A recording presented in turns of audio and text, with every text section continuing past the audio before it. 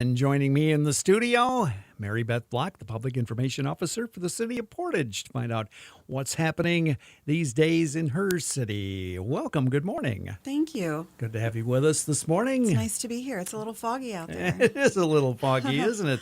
I didn't notice that right away this morning because our windows are all fogged up because of the humidity. I couldn't see outside, but yeah, it was quite foggy. Well, I can confirm that the sun is still there. It peeked out just for a second on my drive here, Okay. so it's there. I am encouraged to hear that. So what's new in Portage these days? Well, we had a city council meeting last night, and a couple of actions the council took. They authorized the third phase of home construction at Stanwood Crossings.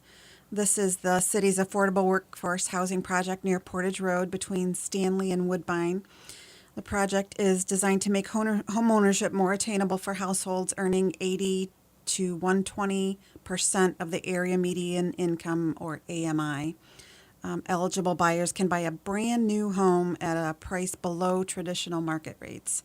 So the first two phases of construction included 24 homes, and 20 of those homes are already spoken for, either sold or committed to approved buyers. So this third phase will include construction of 9 homes, and that will ensure that there's a ready supply of homes for future buyers. So if your listeners are interested in determining their eligibility and beginning the home buying process at Stanwood Crossings, they can visit portagemi.gov/Stanwood Crossings. There's all kinds of details there about how to get through the process and what you need to do to become or to determine your eligibility. In another important action, the council approved the demolition of the house at 9303 Portage Road.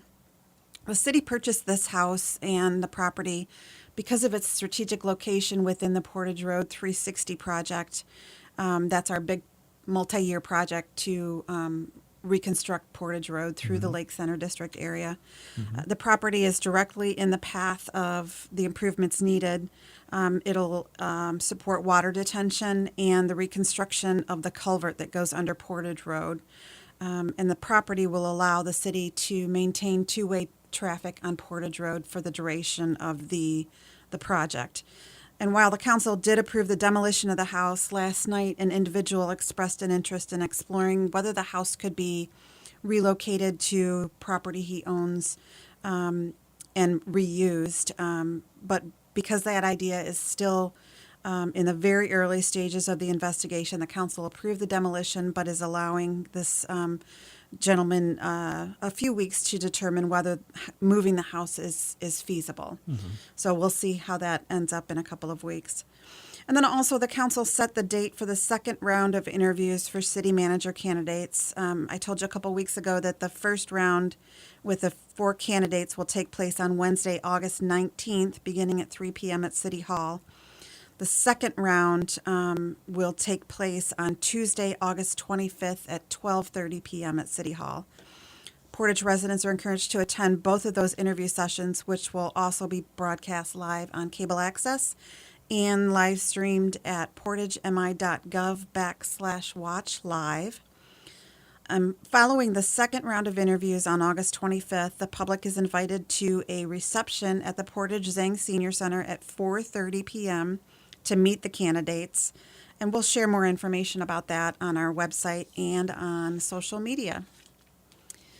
So, are you a hiker or a nature lover? Oh, I like nature. You like nature? Who doesn't like nature? Yeah, of course. Of course. Of course. Well, we've got a few outdoorsy events coming up. This Saturday, Portage Parks and Recreation is teaming up with the Michigan Department of Natural Resources to host Stewardship Day. Volunteers will gather at the Gordneck State Game Area to remove invasive species and learn about management practices. We ask that volunteers wear closed-toed boots or waterproof footwear. And while this event is for all ages, you should be prepared to work for a minimum of 3 hours outdoors. We'll provide lunch, and parking is in the DNR parking lot on Center Avenue across the street from the Woodbridge Shopping Center. And that's this Saturday, August 17th from 9 a.m. to noon. And we ask that you register at mypark.portagemi.gov. And then another outdoor event we have coming up on Monday, join Portage Park Rangers for a DAM, that's DAM, good nature hike. On a hike along the Portage Creek Bicentennial Park Trail, you'll learn about the history of dams in Portage, built both by humans and animals. And this event is also for all ages, and those young kids who are in our Junior Ranger program can earn a history badge and a science badge by participating in this hike. So that's Monday, August 17th from 9 to 10:30 a.m. and registration is at mypark.portagemi.gov. And then finally, we have a special event coming up on Thursday, August 27th in observance of the Emancipation Jubilee, which is a historic celebration marking the end of slavery in the United States. Michelle S. Johnson from the Institute of Public Scholarship in Kalamazoo will provide an in-depth look at the history of the 25-day celebration. There'll be an opening performance, and the presentation is free and open to the public. And the presentation is Thursday, August 17th at 6 p.m. at Portage City Hall. And that's what's happening in Portage. All right. Get your hiking boots ready and get out and enjoy Yeah. the wonderful trails in Portage, Yes. of course.